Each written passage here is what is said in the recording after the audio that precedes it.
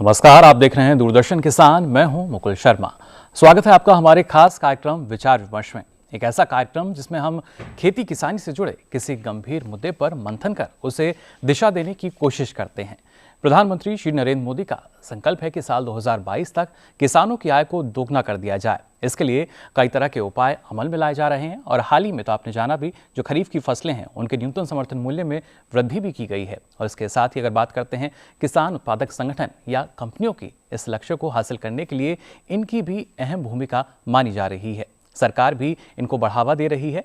अब सरकार ने इन कंपनियों को कर के मामले में भी काफ़ी छूट दी है। ऐसी कंपनियां जिनका टर्नओवर 100 करोड़ रुपए तक का है, उन्हें 5 साल के लिए कर नहीं चुकाना होगा, इसकी घोषणा भी की गई। इन कंपनियों में अधिकांश तौर पर छोटे और सीमांत किसान जुड़े हुए हैं, यानी छोटे किसानों को सीधा मुनाफा मिलता है। लेकिन इसके साथ ही इसमें कुछ चुनौतियां भी सामने आ रही हैं। उन चुनौतियों के बारे में हम आपको बताएंगे। लेकिन खासतौर से जो किसान हैं, इन कंपनियों को कैसे बनाएं, सरकार इन्हें और कौन कौन से जो मदद है वो मुहैया करा रही है। इसके साथ ही ये भी है कंपनी जो है उनका आकार बढ़ाने के साथ साथ उसे अपना काम करने में किस तरीके से जो विशेषज्ञ हैं उनकी आवश्यकता पड़ती है, उस आवश्यकता को कहां से पूरा किया जाएगा। और इसके अलावा अगर बात की जाए, अगर हमारे किसानों की आमदनी को बढ़ाना है, वहां पर इसकी क्या भूमिका रह सकती है। ऐसे ही कुछ और सवाल और उनके जवाबों से हम रूबरू होंगे। और इसके लिए हमने आज स्टूडियो में आमंत्रित किया है कुछ खास मेहमानों को। उनसे आपका परिचय करा देते हैं। हमारे साथ स्टूडियो में मौजूद हैं लघु कृषक कृषि व्यापार संघ के प्रबंध निदेशक डॉक्टर सुमंता चौधरी जी। इसके साथ ही हमारे साथ मौजूद हैं national organisation of farmers producer organisation की परियोजना निदेशक अनीशा बाली जी। साथ ही मौजूद हैं वरिष्ठ पत्रकार श्री हर्षवर्धन त्रिपाठी जी और किसान उत्पादक कंपनी चलाने वाले किसान श्री अमित जी। आप सभी का बहुत बहुत स्वागत है हमारे कार्यक्रम में। बातचीत का सिलसिला शुरू करें, आइए उससे पहले नजर डाल लेते हैं इस रिपोर्ट पर।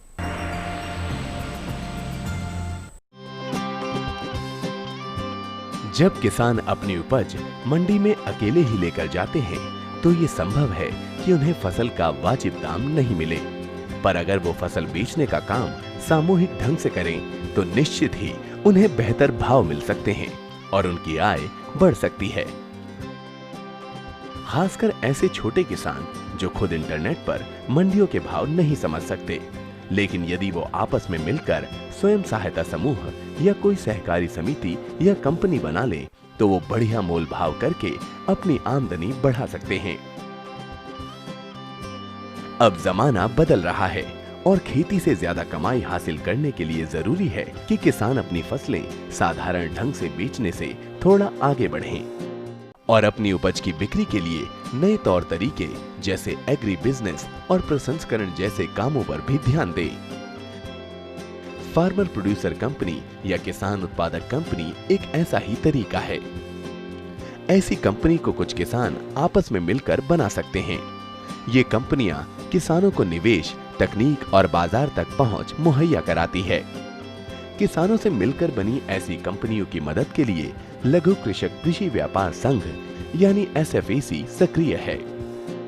31 मार्च 2017 तक पंजीकृत और पंजीकरण की प्रक्रिया में शामिल किसान कंपनियों की संख्या 738 हो गई है और उनसे 7,40,000 किसान लाभान्वित हो रहे हैं। साल 2018-19 के लिए पेश बजट में वित्त मंत्री अरुण जेटली ने फसल कटाई के बाद के कामकाज को बढ़ावा देने के लिए ऐसी कंपनियों को कर मुक्त कर दिया है। 100 करोड़ रुपए तक की टर्नओवर वाली ऐसी कंपनियों से ऑपरेशन ग्रीन्स जैसी अभिनव पहलों और प्रधानमंत्री किसान संपदा योजना को बल मिलेगा। तो जाना आप इस रिपोर्ट के जरिए किस तरीके से फायदा जो है वो हमारे किसानों को मिल रहा है। लेकिन किसान उत्पादक संगठन की अगर बात की जाए, एक उद्देश्य जो इसके लिए रखा गया और उसके साथ साथ जो किसान अब इनसे जुड़ रहे हैं उन्हें काफ़ी मदद मिल रही है। लेकिन सबसे पहले इसका जो उद्देश्य है ये ज़रूरी, जो किसान इससे अभी तक नहीं जुड़ पाए हैं इसके उद्देश्य को जाने। डॉक्टर चौधरी, सबसे पहले आपसे हम जानना चाहेंगे FPOs की अगर हम बात करते हैं, किस तरह का उद्देश्य इसके लिए रखा गया और आवश्यकता किस तरह की महसूस की गई इस तरह के संगठन की। आप सभी जानते हैं कि भारत में ज़्यादातर छोटे या सीमांत किसान हैं जी, तो इनको संगठित करना बहुत ज़रूरी है, क्योंकि आप जानते हैं कि इनका जो उत्पादन है या लैंड होल्डिंग है वो सीमित है और एक अकेले किसान के लिए मार्केट को किसी तरीके से इन्फ्लुएंस करना ये नामुमकिन है।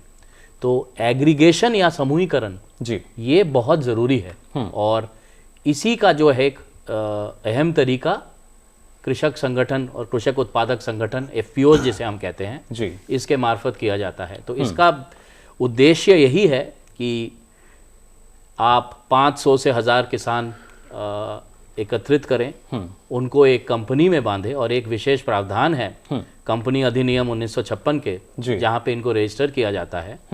और इसका कारण यही है कि अगर कंपनी में ये हो तो इसका कंप्लायंस जो है, एक प्रोफेशनल एटीट्यूड, ये सब चीज़ें जो हैं इनको अल्टीमेटली जो है एक एंटरप्रेन्योर के रूप में काम करना है जी, बहुत अच्छा तरीका है। आप जानते हैं जिसको हम कहते हैं कलेक्टिव बार्गेनिंग जी, ये इसका बहुत अच्छा तरीका है। इसमें इनको क्षमता जो है मार्केट को इन्फ्लुएंस करने की मिलती है, चाहे वो इनपुट साइड पे हो चाहे वो आउटपुट साइड पे हो।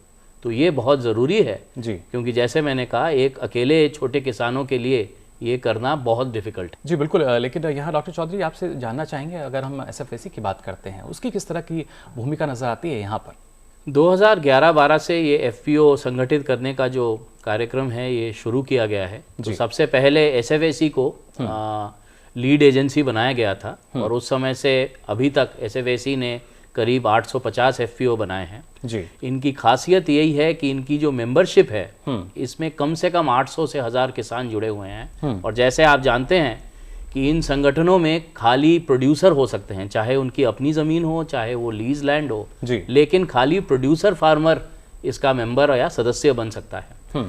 तो सबसे पहले तो इनको संगठित करना, जो मैं कहूँगा एक सोशल मोबिलाइजेशन है जी, वो बहुत ज़रूरी है। और उसमें छोटे छोटे किसान के ग्रुप्स हुआ करते थे जो FIGs कहते हैं जी। अब उनको जो है एकत्रित करके उनकी जो शेयर पूंजी है एक जगह लाके फिर इन FPOs को फॉर्म करके कंपनी दहत के अनुसार इनको रजिस्टर किया जाता है। और उसके बाद सबसे जो ज़रूरी, जब तक ये अपने सदस्यों को कोई वैल्यू नहीं देंगे, कोई सर्विस नहीं देंगे, तब तक सदस्य जो है इनमें विश्वास नहीं करेंगे। तो सबसे ज़रूरी है कि ये FPO जो हैं रजिस्टर होने के तुरंत बाद एक उनका व्यापारिक प्लान हो, चाहे वो आप जिस तरीके से उनके इनपुट लगते हैं, जैसे बीज हैं, खाद है, कीटनाशक है, वो अपने मेंबर या सदस्यों को वो सप्लाई करें।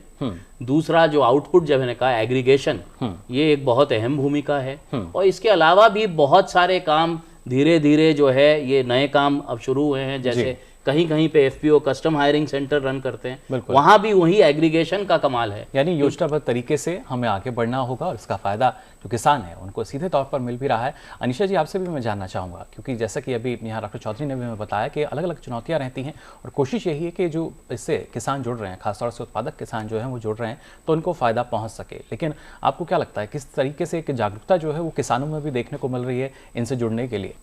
अगर देखा जाए तो FPO के बहुत सारे फ़ायदे हैं जी। अगर हम इसको 3 तरीके में देखें तो सबसे पहला फ़ायदा प्री प्रोडक्शन में होता है, जहाँ पे इनपुट्स लेने के लिए जब अगर एक किसान अकेले जाके इनपुट्स लेता है तो उसको जो भी दुकानदार है वहाँ बहुत आसानी से उसको धोखा दे सकते हैं। लेकिन अगर हम एक FPO के माध्यम से जाते हैं तो हम क्वालिटी इनपुट्स ले सकते हैं, और ये क्वालिटी इनपुट्स अगर हम बल्क में लेते हैं तो हम इसका भी गारंटी लगा सकते हैं कि प्रोडक्शन भी अच्छा होगा जी। इसके साथ साथ हमको प्रशिक्षण दिया जाता है FPO के फार्मर्स को कि कैसे खेती कैसे अच्छी कर सकते हैं। इसके माध्यम से हम लोकल एंटरप्रेन्योर्स को भी प्रमोट कर रहे हैं जी। एक साइड ये हो गया। दूसरा साइड ये है कि प्रोडक्शन अगर इंक्रीज होता है तो आपका सरप्लस भी इंक्रीज होगा, क्योंकि जो छोटे किसान हैं इनको अगर खुद का खेती जितना भी उनका घर पे चल रहा है उसको हटाने के बाद सरप्लस अगर एक्स्ट्रा हो रहा है तो मार्केट में बेचने के लिए ज्यादा होगा। तीसरा सेगमेंट ये है कि मार्केट एक्सेस कैसे बेटर हो रहा है, बाकी सर्विसेज कैसे मिल रही हैं फार्मर्स को। मार्केट एक्सेस के लिए हम लेबलिंग कर रहे हैं, पैकेजिंग कर रहे हैं, सॉर्टिंग, ग्रेडिंग, वैल्यू एडिशन, बहुत सारी चीज़ें जिससे किसान को डायरेक्ट फ़ायदा हो रहा है जी। यानी सीधे तौर पर हम मान सकते हैं जो फ़ायदा है वो किसानों तक पहुंच रहा है, और उद्देश्य भी इसका यही था जो किसान है उनको सीधा फ़ायदा पहुंचे, और कहीं ना कहीं उद्देश्य की पूर्ति भी हो रही है। इसके साथ साथ जो किसानों को फ़ायदे हो रहे हैं उनको लेकर अब किसान भी जागरूक हैं, हर कोई चाहता है कि इसका फ़ायदा उनको मिल सके। यहाँ पर हर्षवर्धन जी, आपसे भी हम जानना चाहेंगे, क्योंकि कई सालों से आप इसको कवर भी करते आए हैं, किस तरह का नज़रिया आपने देखा है किसानों के बीच, अगर हम बात करते हैं हमारे जो किसान उत्पादक संगठन है उनकी? देखिए, मुझे लगता है कि जब इस देश में बात होती है कि किसानों की आमदनी दोगुनी करनी है तो वो दोगुनी करने में दो चीजें जो सबसे ज्यादा महत्वपूर्ण है, तो एक तो ये है कि किसान समूह में आए, संगठन के तौर पर आए, और हर जगह जैसे संगठन का मतलब ये है कि आप ताकत बढ़ेगी आपकी, एक साथ रहेंगे तो थोड़ा सा ज्यादा ताकत से आप अपने लिए कुछ चीजें एक तरह से खरीदने के तौर पर कहें तो उसको ले पाएंगे, और जब बेचना होगा तो आपकी अपनी शर्तों पे होंगे। जी। किसान की सबसे बड़ी मुश्किल ये है, और जो छोटे सीमांत किसान की बात की जाती है उनको छोड़िए, जो सारे के सारे किसान हैं, अगर बमुश्किलन 2-3% बड़े किसानों को छोड़ दें तो उनकी मुश्किल ये है कि बाजार में उनकी कोई पूछने वाला नहीं। और दुनिया में शायद ये बड़ी अजूबे के तौर पर है कि हर जगह कुछ भी जो उत्पादन करता है, जो तैयार करता है, वो तय करता है कि मेरे उत्पाद की कीमत क्या होगी। लेकिन किसान दुनिया में अकेला ऐसा है, और भारतीय किसान खास करके, जो बेचारा वो तय नहीं करता है, एक विडंबना वो मान सकते हैं। बाजार, बड़ी विडंबना है, वो बाजार तय कर देता है। और बाजार में भी कुछ मंडी में बैठे जो लोग हैं, जिनको आप कारोबारी कह लीजिए, और मैं तो उनको कहता हूं कई बार की जो मिडिल मैन की बात होती है, उन सबको मिला के वो तंत्र किसान को परेशान करता है। उससे बचने का सबसे बड़ा अगर टूल कोई किसान के पास है तो वो एफपीओ कह लीजिए, और जब वो रजिस्टर्ड हो गया तो एफपीसी कह लीजिए। ये जब शुरुआत होती है तो किसान को थोड़ा सा अजीब भी लगता है, क्योंकि जब इस तरह की बातें पहुंचती हैं तो चौधरी साहब हैं, उनको ज्यादा इस तरह के अनुभव होंगे, या अनीशा इस तरह की बात करेंगी, कि किसान को लगता है कि ये नए जो लोग आ रहे हैं वो हमसे हमारी फसल लेने आ रहे हैं, हमको लाभ देने आ रहे हैं, या इनका निजी हित कुछ छिपा हुआ है जिसको ये बता भी नहीं रहे हैं। बिल्कुल। और हमने जो देश भर में अलग अलग जो स्टोरीज की हैं, जो हमको अनुभव में आया कि वो बड़ी मुश्किल होती है। और अगर वो पहला स्टेप पार हो गया और किसान को एक बार समझ में आ गया कि हम अगर एक साथ मिलकर कोई किसान समूह, किसान संगठन को किसान कंपनी तक ले जाते हैं तो हमें क्या क्या फायदे होने वाले हैं, तो वो तैयार होता है। और दरअसल वही वो क्षण होता है जब वो नए किसानों को अपने साथ जोड़ने के लिए तैयार करता है। लेकिन ये इसका पहला पार्ट है। तैयारी की अगर हम बात करते हैं यहाँ पर हर्षवर्धन जी, डॉक्टर चौधरी आपसे जानना चाहूंगा, जैसा कि अभी हर्षवर्धन जी ने कहा कि किसान को ये विश्वास दिलाना कि उसके फायदे की बात हो रही है, क्योंकि जो हमारा किसान है, डर ये रहता है कहीं कोई जो दूसरी बाहर की कंपनियां हैं वो ना आ जाए, उनको नुकसान ना झेलना पड़े। ऐसे में किस तरीके से, क्या किस तरह की चुनौती रहती है जब एक विश्वास जो है वो और ज्यादा मजबूत किया जाता है किसान के साथ कि आपको अब और ज्यादा फायदा मिलने वाला है अगर आप इस संगठन से जुड़ते हैं? तो इसमें कोई बाहर वाला होता ही नहीं है।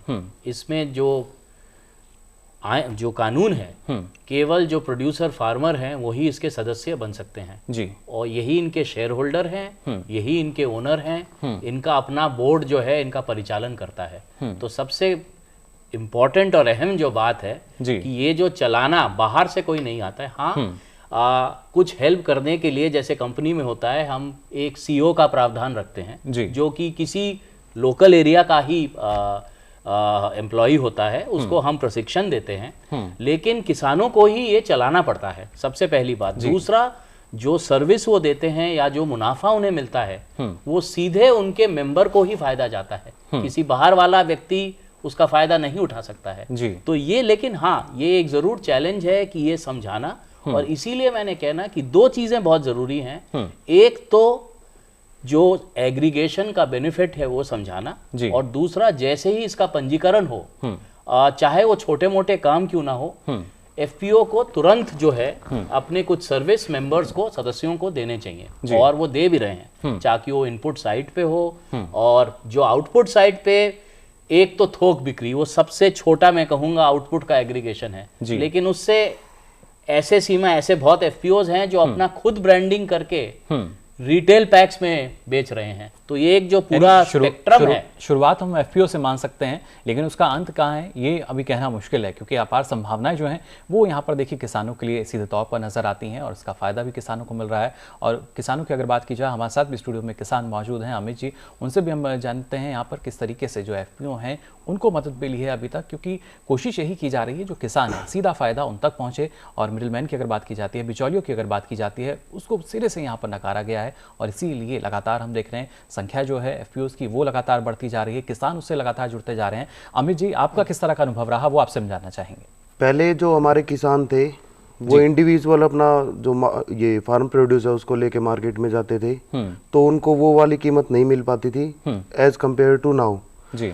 तो पहले किसान अकेला जाता था, या फिर 2 किसान या 3 किसान, लेकिन अब एफपीओ के साथ जो कि 900 किसान जुड़े हुए हैं हमारी एफपीओ के साथ, वो अब समूह में उनका जो प्रोड्यूस है वो मार्केट में जाता है। दूसरी बात जो एसएफएसी है, इसने हमारी बहुत मदद की है। एसएफएसी जो ये हमारी कंपनी रजिस्टर्ड कराई गई है एसएफएसी के द्वारा, इससे हमारी बहुत मदद हुई है। लेकिन कैसे, जो जैसा आपने कहा कि 900 लोग जो हैं फार्मर जो किसान हैं वो इससे जुड़े हैं, किस तरह का वो क्रम रहा, कैसे एक के बाद एक जो किसान है, और अब संख्या आपने बताई 900 तक पहुंच चुकी है, कैसे ये जुड़ते चले गए? 2012-13 में एसएफएसी ने एक सर्वे किया था जी, जिसमें ये बात आई थी हमारे सामने कि एक एफपीसी नाम की कोई कंपनी होती है और उसको रजिस्टर्ड कराने के बाद किसानों को एक समूह बनाने के बाद जो है ना हमें हमारे फार्म प्रोड्यूस का अच्छा प्राइस मिल सकता है मार्केट में। फिर उसके बाद किसानों को जोड़ना शुरू किया, प्रोमोटर्स हुए, उसके बाद किसान 10 से 20 हुए, 20 से 50, 100, आज 900 तक संख्या पहुंच गई है। 900 से ज्यादा भी होंगे हमारे पास किसान, क्योंकि अभी आसपास के और बहुत सारे किसान हैं जो हमारे साथ जुड़ना चाह रहे हैं जी। किसानों को फायदा हुआ इसलिए वो जुड़ना चाह रहे हैं। पहले किसान क्या करते थे कि साल भर में 2 ही मुख्य खेती करते थे, जैसे धान और गेहूं जी। अब उन्होंने सब्जियां उगाना शुरू किया और सब्जी की अच्छी खासी बेल्ट होगी हमारे वहाँ, और इस लिंकेज को कराने के लिए एसएफएसी ने ही हमारी बहुत सारी मदद की है, जिसके अभी MIDH की भी एक स्कीम है जिसके अंतर्गत हमारी एफपीओ को वेयर हाउस कलेक्शन सेंटर बनाने की जो के लिए ग्रांट दिया गया है। यानी वहीं से अब जो सब हमारी जो उत्पाद है वो इकट्ठा किया जाएगा और उसके बाद बाजार तक पहुंचाया जाएगा। वो हम अब भी कर पा रहे थे, लेकिन हमारे पास कलेक्शन सेंटर की थोड़ी कमी थी। फार्म प्रोड्यूस जब कम था तब काम चल जाता था, लेकिन अब किसान बढ़ गए हैं तो फार्म प्रोड्यूस भी ज्यादा हो गया और डिमांड भी ज्यादा आती है, तो इसके लिए कलेक्शन सेंटर, ग्रेडिंग, शॉर्टिंग और उसके बाद ये कोल्ड स्टोरेज भी, इसका भी प्रावधान है। बिल्कुल, ये क्योंकि कहीं ना कहीं किसानों के लिए चुनौतियां रहती हैं डॉक्टर चौधरी, अगर हम भंडारण की बात करते हैं या दूसरी ऐसी चीज़ें हैं, क्योंकि जो उत्पादन है वो तो अच्छा हुआ, गुणवत्ता वाला भी हुआ, लेकिन उसके बाद वो बाजार तक उसी स्थिति में पहुंचे और अच्छा दाम मिल सके, इसके लिए जो दूसरी आवश्यकताएं हैं वो भी क्या एफपीओज की उनको मदद दी जाती है? जैसा कि अभी यहाँ पर अमित जी ने भंडारण की भी जिक्र किया। मैं आपको 2 उदाहरण दूंगा जी। एक जो फ्रूट्स एंड वेजिटेबल्स हैं, आप जानते हैं पहले जो है इसका एक मोनोपोली था, लेकिन जब भी दिल्ली में इसका डीलिस्टिंग हुआ तो एक दिल्ली किसान मंडी के तौर पे एक प्लेटफॉर्म एसएफएसी ने बनाया है, जो कि जो एफपीओज हैं या चाहे इंडिविजुअल फार्मर भी हो सकता है जी, और जो बायर्स हैं, जो क्रेता हैं, ऑर्गेनाइज बायर्स, उन दोनों को इस प्लेटफॉर्म में लाया जाता है। और जैसे अमित जी ने भी कहा, उनका जो एफपीओ है इससे बेनिफिट किया है। जो फ्रूट्स एंड वेजिटेबल्स हैं जी, इसका जो बेंचमार्क है ये आज़ादपुर मंडी से अगर हम देखें पिछले ये 2-3 साल से चल रहा है, और कम से कम 30 से 35% प्राइस आज़ादपुर मंडी से ज़्यादा इन एफपीओज को मिलता है। दूसरा, जो कमीशन देना पड़ता था वो कमीशन नहीं देना पड़ता है, इसके लिए एसएफएसी कोई चार्ज नहीं करता, 1 पैसा भी नहीं लेता है। और मैं कुछ आपका आंकड़े दूं ये बस बताने के लिए कि इसमें जो एक्टिव बायर्स हैं किसान मंडी में वो 33 हैं और ये बढ़ते जा रहे हैं। जैसे जैसे हम इसको और प्रचार कर रहे हैं और एफपीओज जो हैं बढ़ रहे हैं, यानी मांग अब निकल कर आ रही है। मांग निकल के आ रही है। सेलर्स जो रजिस्टर्ड हैं वो 51 हैं। दूसरी बात जो अमित जी ने कहा कि सबसे बड़ी दिक्कत एक होती थी सॉर्टिंग ग्रेडिंग की, और उससे क्या होता था कि मंडी में जो I would say lowest price है क्वालिटी का वो कभी कभी इनको मिलता था, लेकिन अभी क्या होता है कि ये गुणवत्ता जो है ग्रेड ए, ग्रेड बी अलग अलग और सही दाम ये मिलता है। अब ग्रेड ए के क्रेता कुछ और हैं, जो क्वालिटी कहीं कम है उनके क्रेता कहीं और है। अब ये भी जो क्रेता हैं अलग क्वालिटी के, ये भी इस प्लेटफॉर्म पे खरीदते हैं। यानी हर तरह की जो श्रेणी है वो यहाँ पर मौजूद है और उसके अनुसार एक मांग भी निकल कर आ रही है। जो किसान का उत्पाद है वो बिल्कुल बेकार कतई नहीं जा सकता, उसके लिए अब जो भोक्ता है वो भी है, क्योंकि उत्पादक जब हमारा अच्छा होगा, जागरूकता पूरी होगी, गुणवत्ता युक्त उत्पादन होगा, जाहिर तौर पर उसकी मांग निकल कर आएगी। और इसी का उदाहरण अब हमारे सामने भी आ रहा है कि जितनी तेज़ी से जो एफपीओज हैं ये बढ़ रहे हैं, किसान इनसे जुड़ रहे हैं, उसके साथ साथ उपभोक्ता, खासतौर से जो मांग है, गुणवत्ता युक्त उत्पादन जो है हर किसी को चाहिए होता है, उस वजह से एक मांग भी निकल कर आ रही है और सीधा फायदा इसका अब सिर्फ किसानों को मिल रहा है। आगे भी हम इस पर हम बात करेंगे किस तरीके से और यहाँ पर संभावनाएं नजर आती हैं और खासतौर से जो किसानों की आमदनी है उसको दोगुना करने में किस तरह की भूमिका रहेगी इनकी, इस बारे में हम चर्चा करेंगे। लेकिन फिलहाल वक्त हो चला एक छोटे से ब्रेक का।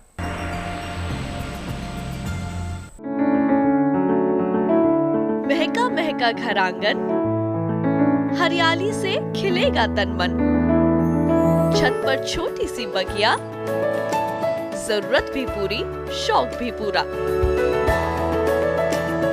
देखिए छत पर बागवानी, शनिवार सुबह 9 बजे।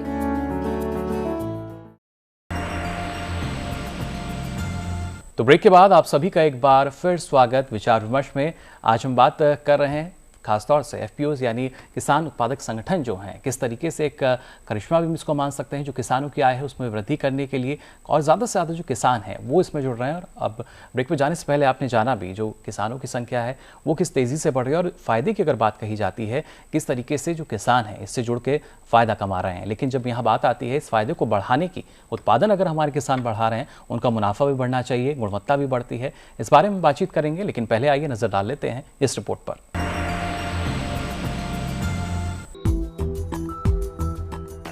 आज बहुत से ऐसे सफल किसान हैं जो एफपीओ के जरिए न सिर्फ खुद बल्कि अपने आसपास के किसानों को साथ लेकर उन्नति की राह पर आगे बढ़ते जा रहे हैं। उन्हीं में से एक नाम है अंबाला के रहने वाले किसान पुनीत सिंह का। पुनीत सिंह ने अपने गांव में परंपरागत खेती से हटकर डेयरी के कारोबार को चुना और इसके लिए उन्होंने डेयरी एफपीओ बनाने का फैसला किया। जैसी हमारी यहाँ की सॉइल कंडीशन है, यहाँ पे ज़्यादा इस हमारे इलाके में या गांव के नज़दीक यहाँ पे हॉर्टिकल्चर या बाकी फसलों का जो कोई ज़्यादा स्कोप हमें नज़र नहीं आया एज़ कम्पेयर टू की जो डेयरी इंडस्ट्री है। इसीलिए हमने इस प्रोफेशन को चुना एफपीओ बनाने के लिए और डाइवर्सिफिकेशन के लिए, गेहूं धान से निकल। डेयरी के कारोबार में उनके सामने सबसे बड़ी समस्या थी बुनियादी ढांचे की, जिसकी लागत बहुत ज्यादा थी। लेकिन कहते हैं कि जहां चाहा वहां रहा। पुनीत के कारोबार की योजना काफी अच्छी थी, लेकिन बुनियादी ढांचे के बाद भी पुनीत सिंह की सबसे बड़ी समस्या थी गांव के एक एक किसान को जोड़ना और फिर घर घर जाकर बड़ी मात्रा में दूध जमा करना, जो काफी मुश्किल काम था। पर पुनीत ने इसका समाधान निकालने के लिए सबसे पहले अपने आसपास के 8 गांवों में डेयरी का काम करने वाले किसानों को जोड़ा, जिससे पुनीत सिंह को घर घर जाकर दूध जमा करने की परेशानी का हल मिल गया। अब इस डेयरी एफपीओ को बाजार में अपनी पकड़ बनानी थी, जिसके लिए बड़ी बड़ी कंपनियां करोड़ों रुपए खर्च करती हैं। लेकिन पुनीत के इस डेयरी एफपीओ ने सबसे पहले घर घर जाकर दूध बेचने का फैसला किया। हालांकि शुरुआत में इसमें उन्हें कई तरह की परेशानियों का सामना करना पड़ा, लेकिन जैसे जैसे लोगों ने इसका इस्तेमाल शुरू किया, दूध की मांग बढ़ती चली गई।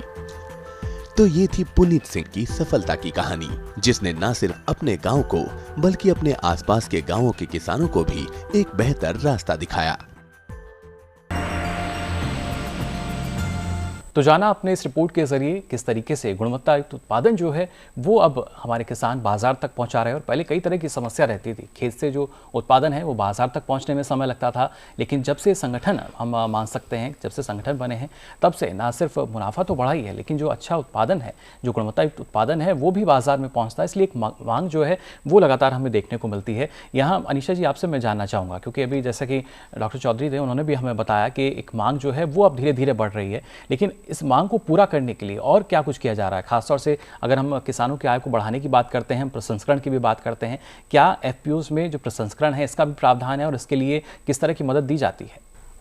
एफपीओज में सबसे बड़ा फायदा यही है कि हम उसको अगर एक वैल्यू एडिशन के लेवल तक लेके आ पाए तो उसका price automatically farm gate price जो है कमोडिटी का वो बढ़ जाता है। अभी इसके अंदर भी काफ़ी सारी चुनौतियां आती हैं, क्योंकि पहले किसान को आपको जागरूक करना पड़ता है। मैं आपको एक अपने पर्सनल अनुभव से बताना चाहूंगी जी। जब राजस्थान में हम लोग काम कर रहे थे, मैं एक एफपीओ के साथ काम कर रही थी, वहाँ पे हम लोग को 500 के करीब किसान थे और उन लोग को हम लोगों को अवेयरनेस देने के लिए ही काफी समय लग गया था कि एफपीओ से जोड़ने कैसे है, उसके क्या क्या फायदे हैं। उसके बाद एक बार जब किसान जागरूक हो गए थे, हम लोग उनको ये बताया और हम लोगों ने डिस्कशन और बिजनेस प्लान बनाने के बाद ये डिस्कस किया कि हम लोग को एक दाल मिल बनानी चाहिए।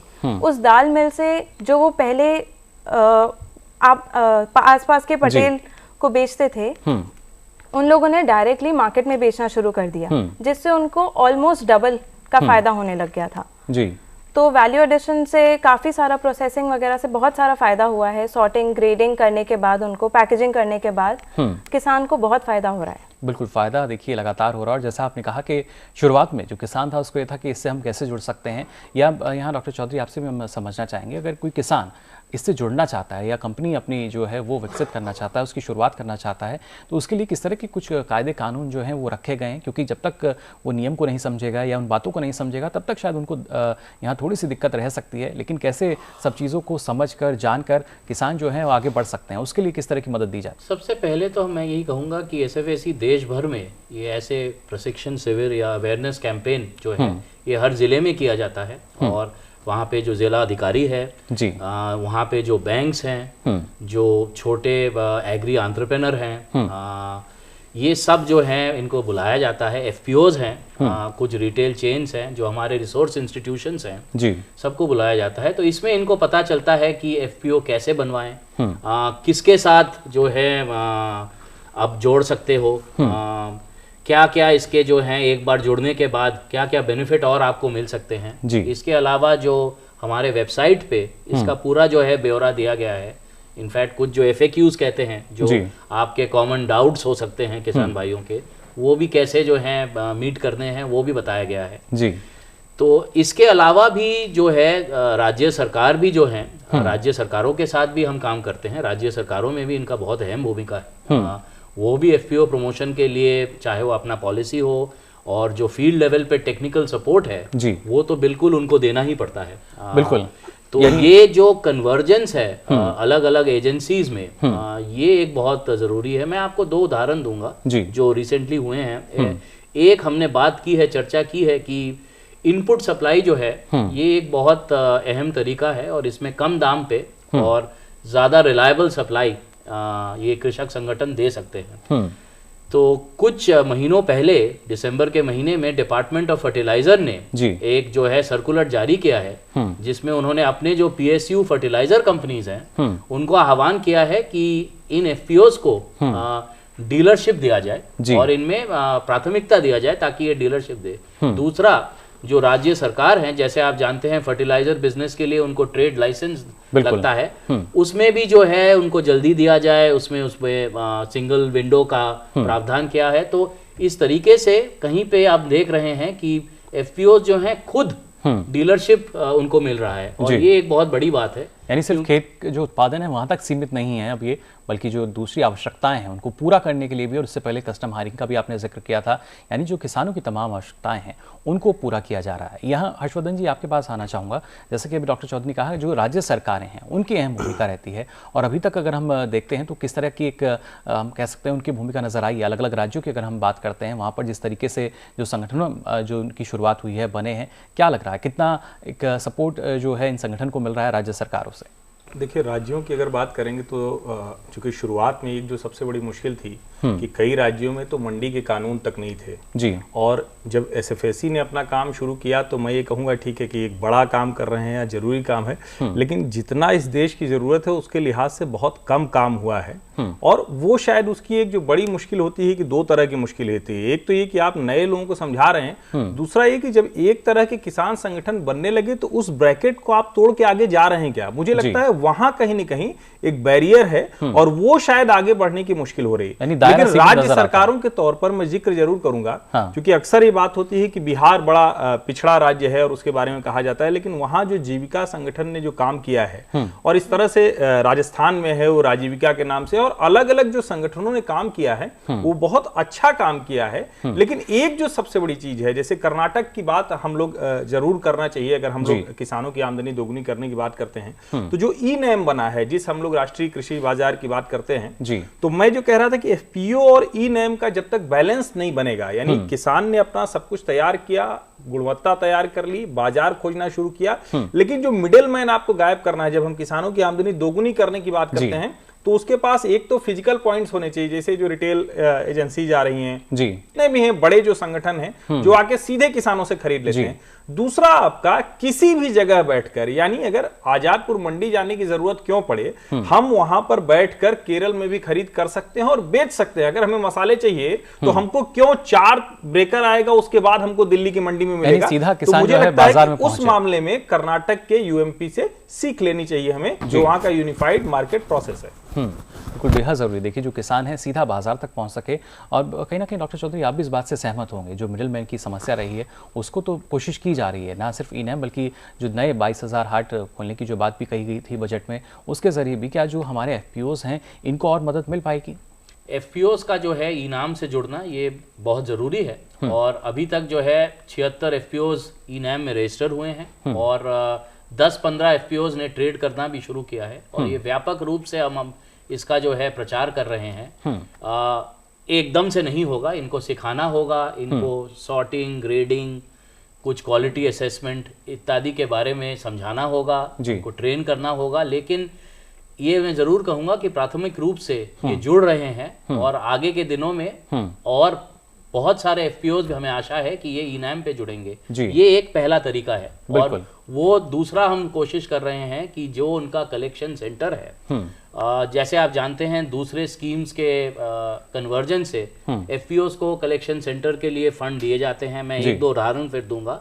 जैसे हॉर्टिकल्चर के हमारे काफ़ी FPOs हैं, उनको हम MIDH के अंदर जो है पैक हाउस के लिए, लो कॉस्ट अनियन स्टोरेज के लिए, एनर्जी कूल चेम्बर इत्यादि जो इंफ्रास्ट्रक्चर है उनके लिए हम मदद दे रहे हैं। जो पल्सेस वाले हैं, अभी तक 20 दाल मिल FPOs को हम दे चुके हैं, जिनमें से एक जिक्र भी किया था।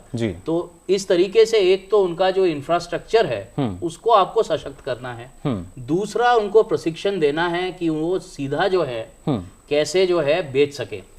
एक तीसरी बात क्योंकि आई है, अभी 1 महीना पहले SFAC ने एक FPO क्रेता ई इंटरफेस पोर्टल बनाया है। अब ये जहां तक हम जानते हैं ये देश में पहला ऐसा पोर्टल है जहां पे सीधा जो क्रेता हैं और FPOs हैं ये रजिस्टर कर सकते हैं, और इनका इंफॉर्मेशन एक दूसरे के पास बड़े आसानी से पहुंच सकता है। यानी एक माध्यम जिसकी आवश्यक थी वो अब ढूंढ लिया गया है, जिसके जरिए जो हमारे FPOs हैं सीधा क्रेता से संपर्क कर सकते हैं। बिल्कुल, तो ये आइडिया यही है कि वो लोग जो हैं सीधा क्रेता से, क्योंकि प्रॉब्लम यही था कि ये मैचिंग नहीं हो पा रहा था। 2 चीजें हैं, एक जो ऑर्गेनाइज बायर हैं उनको शायद किसी स्पेसिफिक क्वालिटी, किसी स्पेसिफिक वेट या स्पेसिफिकेशन की जरूरत है जी। अब धीरे धीरे जैसे इनका अनुभव है जो हमारे पास अमित हैं कि पहले पहले ये नहीं होता था, लेकिन जैसे जैसे इनको पता चला कि क्रेता की जरूरत क्या है जी, मार्केट की मांग क्या है, तो उस प्रकार से प्रोडक्शन भी चेंज होता गया। तो ये भी एक होता है, और वो जो नए प्रोडक्शन प्रैक्टिसेस हैं जी, वो भी जो है बैकवर्ड लिंकेज में ये प्रोडक्शन प्रैक्टिस भी मार्केट के अनुसार हो जाता है, जिससे भी FPO को बेनिफिट मिलता है। आधुनिक तकनीक जो है का भी इस्तेमाल देखिए हमारे किसान करते हैं। लेकिन अमित जी आपके पास आना चाहूंगा यहाँ पर, जैसे कि डॉक्टर चौधरी लगातार बता रहे हैं फायदा तो हो रहा है, लेकिन क्या इस दौरान कुछ चुनौतियां भी आपको नजर आती हैं, या सीधा आपको लगता है कि काफी सरल हो गया है बाजार तक पहुंचना? चुनौतियां पहले आती थी, अब तो उसके कंपेयर, अगर उससे पहले की चुनौतियों से कंपेयर करें तो लगभग 1 या 2% रह गई है, जो फार्मर्स की लगभग पर्सनल हो गई है जी। पहले क्या होता था कि जैसे अब ये सीजनल वेजिटेबल उगाते थे, दोई मैंने बताया था आपको, तो उसमें इतना कुछ खास उनकी आय में वृद्धि नहीं होती थी। किसी साल कम दाम मिल गया, किसी साल ज्यादा दाम मिला। बिल्कुल। तो अभी जो हमारी लिंकेज कराई गई है ये किसान मंडी के थ्रू, पहले सीजनल कंपनी जो है उनका एक जरिया जो है उनको बना दिया गया है, लेकिन अब आपको लगता है कि इस तरह की कुछ जो बड़ी चुनौतियां रहती थी, कैसे जो उत्पाद है वो बाजार तक पहुंचेगा, उसका मुनाफा मिलेगा, अब इस तरह की सोच किसान की नहीं रही, अब चिंता की बात नहीं लगती? नहीं, अब क्या, पहले क्या होता था, किसान अपना माल मंडी लेके जाता था तो बिचौलिया का जो कमीशन देना पड़ता था वो नहीं देना पड़ता। दूसरी बात ट्रांसपोर्टेशन, जो किसान अपना फार्म प्रोड्यूस FPO के कलेक्शन सेंटर में लेके आ सकता है वो लेके आ जाता है, जो नहीं लेके आ पाता है उसको FPO की गाड़ी उसके खेत से उठाने के लिए जाती है जी। उसके बाद क्या होता है, ये बिचौलिया का जो कमीशन देना पड़ता था वो उठ गया है। अब तकनीक की बात करें, पहले हम जो ये मशरूम फार्मिंग थी हमारे उधर, तो सिर्फ सीजनल थी। हमारे यहाँ किसानों ने नई तकनीक का थोड़ा इस्तेमाल किया है, तो उसके माध्यम से अब हम साल भर उनको मशरूम उपलब्ध करा पाते हैं, जिसकी वजह से लगभग 30% तक बढ़ोतरी हुई है जी उनके फायदे में, किसानों के फायदे में। साल भर जो एक मांग निकल कर आती थी उसको पूरा किया जा रहा है, और उसके जरिए हम मान सकते हैं अनीशा जी कि जो एक मुनाफा जो है, क्योंकि अब किसान जो है उसको इंतजार करना नहीं पड़ता कि अब वो फसल लेगा उसके बाद उसको मुनाफा वसूल होगा। अगर किसान चाहे तो साल भर उत्पादन, कोई भी ऐसी जो फसलें अलग अलग बदल कर वो ले सकते हैं, और साल भर एक आमदनी का जरिया उनके पास है अगर वो किसान उत्पादक संगठन से जुड़े रहते हैं। तो इसका एक ये है कि अगर हम MSP की बातें करें तो अगर सरकार और फार्मर को दोनों तरफ से फायदा है इसके अंदर जी। सरकार को फायदा ये है कि MSP पे अगर वो दे रहे हैं तो उनके पास भी एक पॉइंट है, एग्रीगेशन पॉइंट है जहाँ से वो ले सकते हैं। और फार्मर के लिए भी अच्छा है कि किसान का सबसे बड़ा दिक्कत यही होता है कि अगर वो प्रोडक्शन कर भी ले तो उसको बेचने का कहाँ है, उसको हमेशा बिचौलिया या मिडलमैन पे डिपेंड करना पड़ता है। तो वो मिडलमैन को हटाने के लिए एक FPO लेवल का एग्रीगेशन पॉइंट है उनके पास, जिसके थ्रू वो डायरेक्टली ट्रांजैक्शन कर सकते हैं MSP के लिए या कोई भी और कमोडिटी के लिए जो उनको बेचना चाहें। तो उससे बहुत सारे फायदे हो रहे हैं उनको। तो पूरे साल का फायदा तो है ही, इसके अलावा जो भी प्रशिक्षण उनको मिलता है, जैसे जब भी प्रमोट किया जाता है, जब रिसोर्स इंस्टीट्यूशन प्रमोट करती है FPO को, तो वो उनको बताती है कि मिक्स क्रॉपिंग कैसे कर सकते हैं, क्या बेटर एग्रीकल्चर प्रैक्टिसेस कर सकते हैं, ताकि किसान को भी अगर एक ही कमोडिटी पे, एक ही क्रॉप पे डिपेंड ना करना पड़े, पूरे साल के लिए उनके पास खुद के लिए भी हो और वो बेचने के लिए भी इतना कर सकें। यानी ना सिर्फ देखिए जो किसान है वो फसल चक्र भी अपनाएं, बल्कि इसके साथ साथ साल भर जो मुनाफा है वो हमारे किसानों को मिलता रहे। यहाँ अगर हर्षवर्धन जी देखें, क्योंकि साल भर मुनाफे की अगर बात भी है तो कोशिश किसान की भी यही रहती है कि मुनाफा उनको मिल सके, लेकिन इससे पहले कई तरह की दिक्कतें थी, अभी भी कुछ इस तरह की समस्याएं कभी कभी किसानों के सामने आती हैं, क्योंकि कई गाँव ऐसे हैं जहाँ पर शायद हमारी जो कलेक्शन वैन है वो पहुँच जाती है, लेकिन कुछ किसान अभी भी छूटे होंगे उससे, जो उनका उत्पाद है वो बाजार तक पहुँचने में समय लगता है। क्या आपको लगता है उनकी किस तरह की चुनौतियाँ हैं जो कहीं ना कहीं उनसे पार पाना होगा हमें? मुझे लगता है कि जब हम लोग FPO की बात करते हैं तो एक बात समझनी चाहिए कि जैसे हम बार बार ये बात कहते हैं ना कि देश में स्टार्टअप कितने सफल हुए, तो सफल स्टार्टअप हुए मतलब कोई काम जो खड़ा हो रहा है तो स्टार्टअप आपको कुछ नई चीजें हैं, नई शुरुआत है, तो आप FPO को भी एग्री स्टार्टअप के तौर पर देख सकते हैं, क्योंकि खेती तो लंबे समय से लोग कर रहे थे, लेकिन कुछ लोगों ने मिलकर एक नया तरीका निकाला और उसको सरकार अलग अलग तरीके से समर्थन देती है। और एक जो सबसे बड़ी बात जो आप कह रहे हैं कि साल भर कैसे किसान अपनी उपज की एक तय कीमत हासिल कर सकता है, या कहें कि 6 महीने बाद कैसे अच्छी कीमत हासिल कर सकता है, अगर वो आपको देखना है तो आपको नए आधुनिक तरीके जो हैं, यानी आप चाहें तो किन्हीं बड़े रिटेलर्स के साथ समझौता करें, लोगों से बात करें, लेकिन एक तरीका और है कि आप कमोडिटी एक्सचेंज पर जाकर सीधे अपनी उपज बेचें। और जब वहां आप जाते हैं तो वहां आपको किसान उत्पादक संगठन के तौर पर जाने में ही आसानी होगी, क्योंकि उसकी जो लॉट साइज होती है वो सामान्य शेयर बाजार की तरह आप ट्रेडिंग नहीं कर सकते हैं।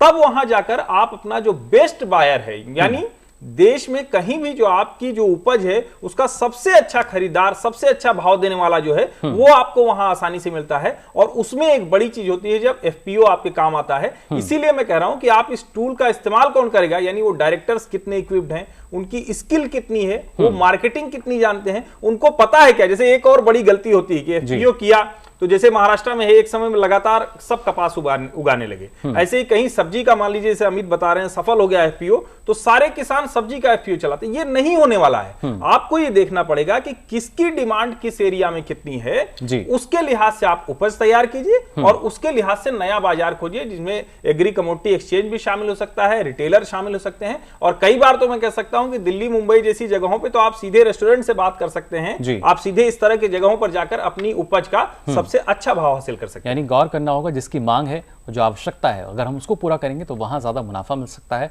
और कहीं ना कहीं देखा जाए डॉक्टर चौधरी, एक अम्ब्रेला के रूप में हम इसको मान सकते हैं जो हमारे किसान हैं उनके लिए ना सिर्फ SFAC इस तरीके से काम कर रहा है, बल्कि FPOs भी जो हैं, हर जरूरत जो है किसान की वो पूरी की जा रही है। कोशिश की जा रही है कि ना सिर्फ जो उत्पादन शुरुआत होती है, किसी भी फसल का उत्पादन आप शुरू करते हैं, उससे लेकर जब तक वो बाजार पहुंचता है और सीधा मुनाफा किसान को मिलता है, इसके लिए सारे प्रयास किए जा रहे हैं। देखिए, एक और जो बहुत अहम मुद्दा है वो फाइनेंस का होता है। इसके बारे में मैं ये कहूँगा, इनको सशक्त करने में और फिर इनका जो है ऋण लेने की क्षमता अगर बढ़ानी हो तो सबसे पहले इनका जो इक्विटी है, अपना जो शेयर कैपिटल है, इसकी बढ़ोतरी होनी चाहिए। और इसके लिए एक इक्विटी ग्रांट स्कीम है जिसमें 10 लाख तक अगर वो अपना शेयर कैपिटल ला रहे हैं तो सरकार की तरफ से SFAC के मार्फत 10 लाख मैचिंग इक्विटी ग्रांट उनको मिलता है जी। तो चाहे एक कृषक अगर 1000 रुपए का शेयर कैपिटल अपना लाया है तो एक और 1000 सरकार की तरफ से, तो उनका इक्विटी 2000 होगा। और इसके 2 फायदे हैं। एक तो जो डेट इक्विटी रेशियो है, जो आप जानते हैं क्रेडिट या फाइनेंशियल इंस्टीट्यूशन से ऋण लेने के लिए बहुत जरूरी है जी। वो उसमें सुधार आता है। दूसरा, ये जो एक पूंजी होती है, अगर 20 लाख की पूंजी हो तो वो दूसरे एक्टिविटीज कर पाते हैं, एक टर्नओवर बढ़ता है। तो ये पहला एक स्कीम है। दूसरा है कि जब ये सशक्त हुए, इनका इक्विटी बढ़ा, इनका टर्नओवर बढ़ा जी, तो खाली इक्विटी से काम नहीं बनेगा, उनको ऋण लेने की भी आवश्यकता है और इसके लिए एक क्रेडिट गारंटी स्कीम है। आप जानते हैं कि इन एफपीओस के पास सबसे बड़ी समस्या है कि कोलेटरल सिक्योरिटी नहीं होती है जिसके आधार पर बैंक या दूसरे फाइनेंशियल इंस्टीट्यूशन इनको ऋण दें। तो इसके जो है, इसका जो प्रॉब्लम है, इसको समाधान करने के लिए जी, जो बैंक हैं इस credit guarantee, SFAC credit guarantee देता है 1 करोड़ तक ऋण का, और इसके बेसिस पे जी, ये जो है संस्थाएं हैं ये एफपीओस को कोलेटरल फ्री लेंड कर सकते हैं जी। ये थोड़ा जो है बैंकों के भी जो है ये नई चीज है। लास्ट 2-3 सालों में ये एफपीओस जो हैं इस स्तर पर पहुंचे हैं कि वो क्रेडिट और ऋण लेने के सक्षम हो जी। तो इन बैंकों के साथ भी लगातार एसएफएसी जो है टच में रहता है।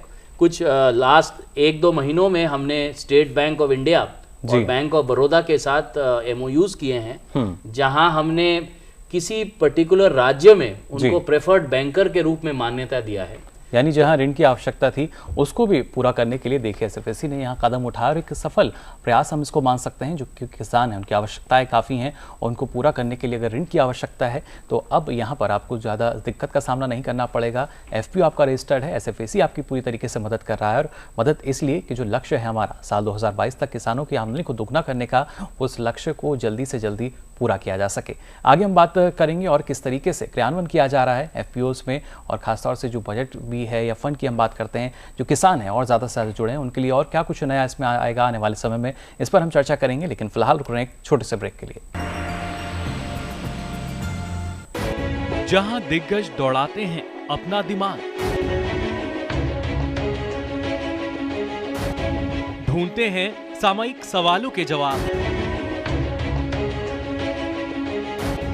खेती किसानी के मुद्दों पर मंथन का मंच।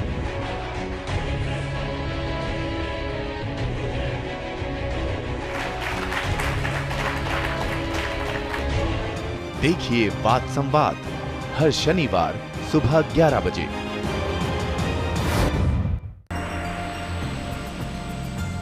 तो ब्रेक के बाद आप सभी का एक बार फिर स्वागत विचार विमर्श में। लगातार आज हम बात कर रहे हैं किसान कंपनियों के कामकाज को लेकर और किसान कंपनियों का जो करिश्मा हमें देखने को मिल रहा है। एफपीओ जो हैं हमारे किस तरीके से हमारे किसानों को मदद कर रहे हैं और इसके लिए ना सिर्फ एसएफएसी बल्कि सरकार का प्रयास यही रहा कि जिस तरीके से जो हमारे किसान उत्पादक संगठन हैं उनको प्रोत्साहित किया जाए, बढ़ावा दिया जाए और उसके परिणाम अब हमारे सामने आ रहे हैं। किसान जो हैं काफ़ी खुश हैं इससे और जुड़ना भी वो चाहते हैं एफपीओ से। लेकिन खासतौर से अगर देखा जाए डॉक्टर चौधरी, ना सिर्फ जो एफपीओ हैं, आपने बताया कि उनको ऋण की जो समस्या है उसके लिए तो एक हमारे पास हम मान सकते हैं कि एक विकल्प जो है एसएफएसी ने दे दिया है, लेकिन इसके अलावा जो हमारी सरकार की योजनाएं हैं, कृषि संबंधी योजनाएं हैं, क्या उनके क्रियान्वयन के लिए भी किसी तरह की जो मदद है या उनकी जानकारी जो है वो मुहैया कराई जाती है इन संगठन में? जो राज्य सरकार के या केंद्रीय सरकार के जो स्कीम्स हैं उसका बेनिफिट एफपीओ भी उतना ही उठा सकता है जितने की एक इंडिविजुअल किसान। और ये हम कोशिश भी कर रहे हैं कि हर स्कीम में एफपीओस का जो है वही प्रावधान हो जो एक इंडिविजुअल किसान के लिए हो। जैसे मैंने कहा कि जो आपके एग्रीकल्चर डिपार्टमेंट के अपने स्कीम्स हैं, चाहे वो MIDH हैं, NFSM है जो आप जानते हैं फूड सिक्योरिटी मिशन है, उसमें पल्सेस, मिलेट्स इत्यादि हैं, RKVY है, इन सब में जो है सहायता केंद्रीय सरकार से भी और राज्य सरकार से भी ये जो है कन्वर्जेंस एफपीओस के लिए किया जा रहा है, चाहे वो फॉर्मेशन के लिए हो, चाहे वो इंफ्रास्ट्रक्चर के लिए हो, चाहे वो पैक हाउस के लिए हो।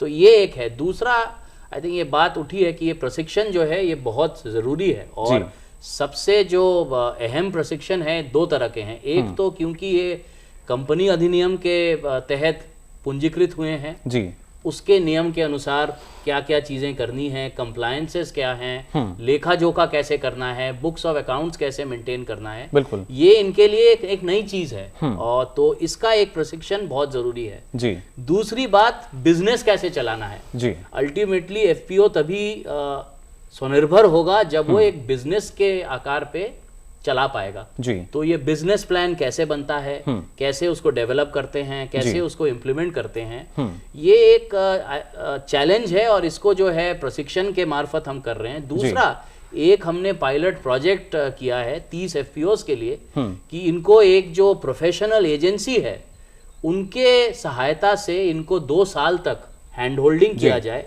कि ये पूरे अपने पैर पर खड़े हों और उसके बाद अपने आप काम करें। ये हैंड होल्डिंग एजेंसी उसके बाद मैदान से चली जाएगी। यानी कि आत्मनिर्भरता जो है वो हमें देखिए किसानों में देखने को मिल सकती है। और अनीशा जी, जैसा कि अभी यहाँ डॉक्टर चौधरी ने कहा कि इसके पीछे का जो गणित है, कोशिश की जाती है कि वो किसान खुद समझ सकें।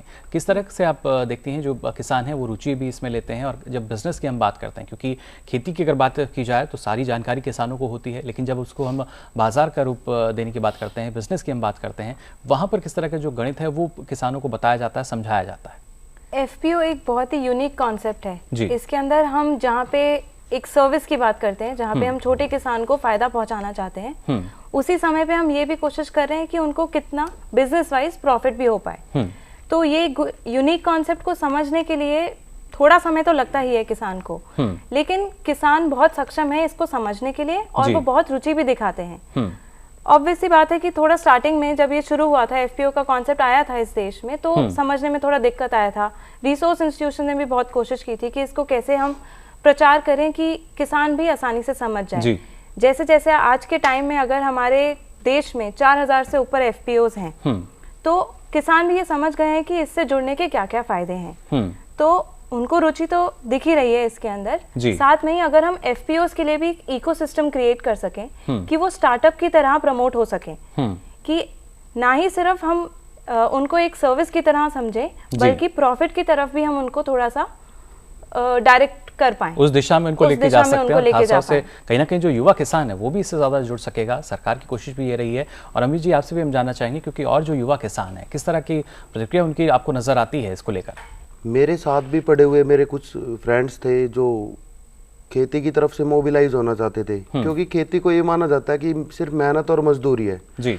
सिर्फ पेट भरने के तक तो ठीक है, लेकिन अगर बात अपनी आजीविका चलाने की आए, अपनी जरूरतों की आए, तो खेती से जरूरतें पूरे नहीं होती थी जी। लेकिन समूह में जुड़ने के साथ एक नया प्रशिक्षण मिला, किसानों को ट्रेनिंग दी गई, उसके बाद शॉर्टिंग ग्रेडिंग का पता चला उन्हें, उसके बाद बाहर आने जाने का पता चला कि कंपनियां जो होती है, कंपनीज होती है, कैसे खरीदती है, ये कहाँ से खरीदती है, बिचौलियों को हटाना, नई तकनीक लेके आना। अब जैसे सैलेड आइटम हो गए, हमारे वहाँ सैलेड आइटम है, लेटूस, पोक चोए, ग्रीन लेटूस, रेड लेटूस, ये सारे आइटम भी किसान, एक युवा पीढ़ी ने मिलके इसको अच्छी तरह से शुरू किया है जी। खेती सब जानते थे, खेती करना आता था, लेकिन नई खेती के बारे में नहीं पता था, नई तकनीकों के बारे में नहीं पता था। यानी सही दिशा जो है वो किसान उत्पादक संगठन के जरिए हमारे किसानों को मिली, और खासतौर से युवा किसानों को मिली है, जिसकी वजह से एक उनका रुझान जो है, रुचि हम कह सकते हैं, फिर से यहाँ पे कृषि में भी नजर आ रही है। सरकार भी उसके लिए अलग अलग प्रयास कर रही है। और खासतौर से प्रयासों की अगर बात की जाए हर्षवर्धन जी, क्योंकि लक्ष्य भी है हमारा साल 2022 तक किसानों की आमदनी को दोगुना करना। हाल ही में जिस तरीके से MSP में इजाफा किया गया खरीफ की फसलों के लिए, उसके जरिए भी ना सिर्फ जो किसानों का रुझान है वो यहाँ पर अब एक तरीके से हम मान सकते हैं दोबारा वापस लौटता नजर आ रहा है, और उसके साथ साथ हमारा जो उत्पादन है उसमें भी इजाफा हो सकता है। देखिए, एक चीज़ मैं कहूँगा कि जब हम किसान की बात करते हैं तो जो पारंपरिक मीडिया के तौर पर हम लोग देखते हैं कि रोता हुआ किसान, गरीब किसान जी, आत्महत्या करता किसान या परेशान किसान, या इस तरह की चीजें वो दिखती है कि वो बहुत खराब स्थिति है। लेकिन मैं आपको बताऊं कि देश में मेरा निजी अनुभव है कि मुस्कुराते खुशहाल किसानों की इतनी कहानियां हैं कि अगर आप उसको सुनाने बताने लगेंगे तो आपको प्रधानमंत्री का ये लक्ष्य कुछ हासिल करता हुआ दिखेगा आसानी से। जैसे एक चीज जो सबसे बड़ी बात है कि उन सारे किसानों ने, जो अभी अमित बता रहे थे, कि उन सारे किसानों ने जिन्होंने नई खेती समझ ली, जिन्होंने नया बाजार समझ लिया, जिन्होंने ये समझा कि सिर्फ हमें खाना नहीं और अगले साल के लिए बीज नहीं बचाना है, जिनको ये पता है कि जो दूसरे लोग नौकरी करते हैं उनसे ज्यादा हम यहाँ कमा सकते हैं। अभी हम आपको बताएं कि हमने एक हिमाचल की एक कहानी कवर की थी जिसमें वो 1 करोड़ से ज्यादा वो साल में कमाते हैं, उनका अपना फार्म हाउस है, वो वहीं रहते हैं। वो कहते हैं यानी जो जागरूकता है वो जितनी ज्यादा रहेगी उतना फायदा हमारे किसानों को मिल सकता है। और कहीं ना कहीं अगर डॉक्टर चौधरी देखा जाए SFAC की हम बात करते हैं या सरकार की दूसरी संस्थाएं जो हैं, कोशिश उनकी यही रही लगातार कि जो जागरूकता है वो ज़्यादा से ज़्यादा किसानों को हो, फिर चाहे आधुनिक तकनीक की बात की जाए, FPO की बात की जाए, लेकिन लक्ष्य यही कि जो किसान हैं उनकी आमदनी को बढ़ाया जा सके। अगर एक जैसा कि अभी यहाँ हर्षवर्धन जी बता रहे थे कि एक अलग ही सूरत नज़र आती थी किसानों की, लेकिन अब यही है कि उनकी छवि जो है उसमें और ज़्यादा सुधार लाया जा सके। हाँ बिल्कुल, ये जो अवेयरनेस ये कैंपेन के स्तर पर ही किया जा रहा है और लेकिन इसमें हमेशा सुधार किया ही जा सकता है। जितना भी आप करें उससे ज़्यादा बढ़ के आप जितना करेंगे उसका फ़ायदा होगा जी। तो ये तो एक बहुत अहम मुद्दा है और इसमें सभी संस्थाएं जो हैं एकत्रित होकर काम कर रही हैं और उसका लाभ भी हो रहा है। लेकिन हाँ, इसको इस तरीके जो अवेयरनेस कैंप्स हैं ताकि इनमें और समन्वय हो और जो सबसे ज़रूरी है कि जो भी स्टेक होल्डर्स हैं, चाहे वो बैंक हो, चाहे वो रिटेलर हो, ऑर्गेनाइज बायर हो, उनको एक प्लेटफॉर्म पे लाया जाए। ये एक बहुत ज़रूरी है और शुरू से ही अगर हम इस पे ध्यान दें जी और इसको एक सिस्टमैटिकली करें तो कोई कारण नहीं है कि ये जितने भी FPOs बने हैं, इस तरह के जो भी समूहीकरण है जी, ये जो है सक्सेसफुल ना हो। बिल्कुल, लेकिन और किस तरह की सफलता हम आने वाले समय में इनमें मान सकते हैं और कितना बदलाव नजर आएगा इससे? दो चीज़ें हैं। एक तो अभी जो है आप जानते हैं कि FPOs जो हैं काफ़ी संगठन बना रहे हैं। SFAC बनाता है, नाबार्ड का अपना एक बजट अनाउंसमेंट था 14-15 पे जिसके अनुसार उन्होंने 2000 FPOs बनाए हैं। इसके अलावा कुछ प्राइवेट ट्रस्ट हैं वो बनाते हैं, राज्य सरकारों ने वर्ल्ड बैंक के सहायता से FPOs बनाए हैं। तो एक तो हम कोशिश कर रहे हैं कि एक यूनिफॉर्म पॉलिसी फ्रेमवर्क अगर बनाया जाए तो ये कोशिश जारी है, इसके लिए चर्चा विमर्श जारी है। तो हम आशा करते हैं कि ये इससे क्या फ़ायदा यही होगा कि सब जो हैं एक लेवल प्लेइंग फील्ड पे आ जाएंगे जी। दूसरी बात जो है सबसे ज़रूरी बात है कि जैसे मैंने कहा कि समन्वय, काफ़ी स्कीम्स हैं जिसमें इंडिविजुअल को फ़ायदा मिल रहा है। अब उसी को देखिए, आप इंफ्रास्ट्रक्चर देखिए, RIDF का मैं फिर उदाहरण लूँगा। आप जानते हैं कि एक नाबार्ड का स्कीम है, रूरल इंफ्रास्ट्रक्चर के लिए पैसा दिया जाता है राज्य सरकारों के मार्फत जी। अब ये FPOs को, इंडिविजुअल फार्मर्स को ना देके अगर वही आप कॉमन इंफ्रास्ट्रक्चर FPOs को दें जी, तो उसका फायदा बहुत ज्यादा होगा।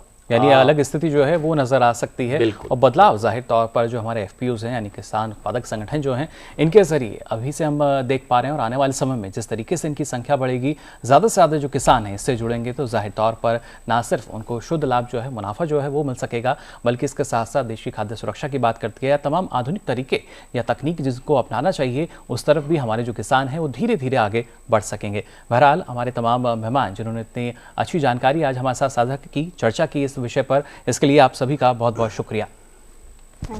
तो बात अगर किसानों की जाती है, ना सिर्फ FPO को अगर हम देखते हैं या किसान उत्पादक संगठन को हम देखते हैं, कंपनी की हम बात करते हैं, ये सिर्फ एक पहल है, लेकिन पहल जो है एक मुहिम का रूप अब हमें लेती नजर आ रही है। ज़्यादा से ज़्यादा किसान इससे जुड़ रहे हैं, मुनाफा जो है किसानों को यहाँ जुड़कर काफ़ी हो रहा है। इसलिए सरकार का प्रयास यही है, SFAC जैसी और जो संस्थाएं हैं, कोशिश उनकी लगातार यही रही है, ज़्यादा से ज़्यादा जो किसान हैं वो जुड़ सकें और उसके बाद ही निश्चित ही जो किसान की आय है वो बढ़ भी सकेगी। और बढ़ने के अलावा जो साल 2022 तक का लक्ष्य है किसानों की आय को दोगुना करने का, वो लक्ष्य भी जल्द ही पूरा हो सकेगा। फिलहाल विचार विमर्श में आज के लिए इतना ही, फिर हाजिर होंगे नई जानकारी के साथ। तब तक के लिए दीजिए इजाजत, नमस्कार।